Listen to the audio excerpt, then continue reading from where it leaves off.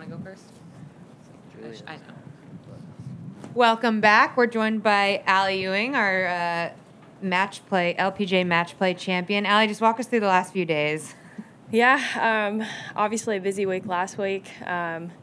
Yesterday, I probably shouldn't have been out here at all, but I still managed to just walk 9 holes and just take a look. I didn't hit any full shots or anything like that. Moved my tee time to this afternoon instead of the morning. So some adjustments, I think, for me personally. This week's going to be important to make sure I'm well rested by Thursday rather than maybe necessarily seeing the course as many times as I normally do prior to a U.S. Open. So I'm just going to find a good mixture of those. The U.S. Open week's a little different than other weeks. Just talk about your preparation and kind of your excitement for what's ahead this week. Yeah, U.S. Open's normally, it's every year. It's just the premier event for me.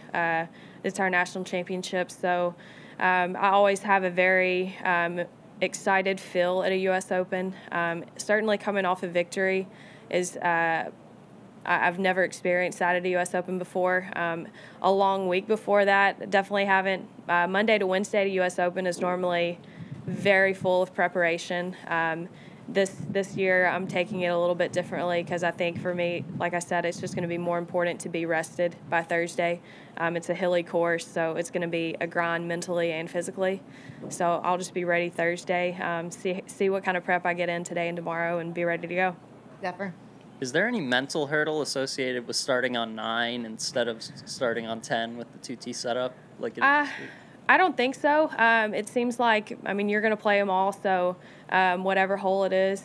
We've done a par 3 start on our tour before, a par 3 finish. So you just kind of what the setup is, and it's the most convenient way to get here from the clubhouse. So a 9T start I don't think is going to be too it's obviously a little unique, but I don't think it's going to be a very big mental hurdle.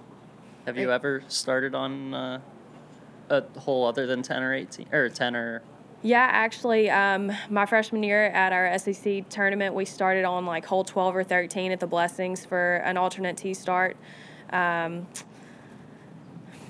probably one of the only other tournaments that I've done that. I know Wilshire, they change up what typically is hole 10, which is our finishing hole, number 18. So, yeah, it's certainly not a very unique thing to start on a different hole, but it'll be fun this week. One from the Cisco WebEx. Have you ever played Olympic before? Have you been here before? And what's your experience with golf in the San Francisco area? I have not played Olympic Club before. Obviously, we play the Metahill at Lake Merced, so maybe not super familiar with Olympic Club. My caddy, Dan Chapman, has been very familiar with the San Francisco area, has caddied a lot at SF Club, actually started out here at Olympic Club, so I feel very solid knowing that he has some course knowledge out here for sure. Rachel?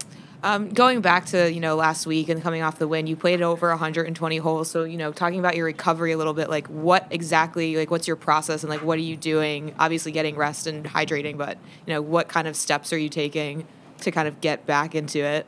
Yeah, I think mentally just kind of recharging. I think I texted my caddy because I was going to be here at a certain time today, and I texted him. I was like, I'm going to be a little bit later. I slept later than I thought I would, to be honest. So for me personally, I'm just going to see 1 through 8 today. Tomorrow I'm going to see 9 through 18, and we'll have a game plan no matter what. And I'm just going to rely heavily that my game is in the proper form to play U.S. Open. Every U.S. Open is about hitting fairways, hitting greens, and making some putts. You're certainly going to be tested if you miss fairways here. So we'll just get some good targets and trust heavily on the preparation that I did leading up to here and ride the momentum from last week. Do you have any advice for, people who, like average golfers who maybe go out and play 36 holes in a weekend or whatever and trying to, like, get their bodies back on? Yeah, I'd probably say hydrate properly. The average golfer, I'm sure a lot of golfers go out and play like a heavy weekend format with, we've got some avid golfers in the U.S. and around the world. So I'd probably say walking into an office setting on Monday might be a little bit different than walking into a major championship week. But Sure. Hydration and adequate sleep, letting your mind mentally just kind of go into a place of rest rather than being overwhelmed with a major championship and what this week means to a lot of us. I'm just kind of going to put that to the side and be sure that I'm ready by Thursday. Beth Ann? Thank you. Sorry, I came in late. Have you played some holes yet or no? I have not. I'll Okay. play. I've got a tee time at 1:40 today. I walked 9 through 18 yesterday, which I got out and I just kind of walked, and I had a wedge and putter, and even I got to a few greens and was just like, okay, I'm just going to look and watch other people chip and putt. So, yeah, rest is going to be a huge component for me by Thursday. So I got lots of sleep last night, which was good. And hopefully I'll get a really good night's rest tonight again. What was your takeaway from watching other folks play it? Yeah, the rough is going to be brutal, even to the point where you're going to get some lies out there where you may be hitting like a 30-yard wedge shot just out into the fairway, I think, rather than trying to advance it all the way up. And I think our goal is going to be, if we get in the rough, the number one thing is to not be in the rough again on that hole. So I think hitting fairways, which is not going to be an easy task, you've got a lot of slope in these fairways. So the firmness, I think, is going to be a component. Right now it seems like it's a little soft, which is going to make hitting the fairways a smidge easier. But it's still going to take a lot of precision out here.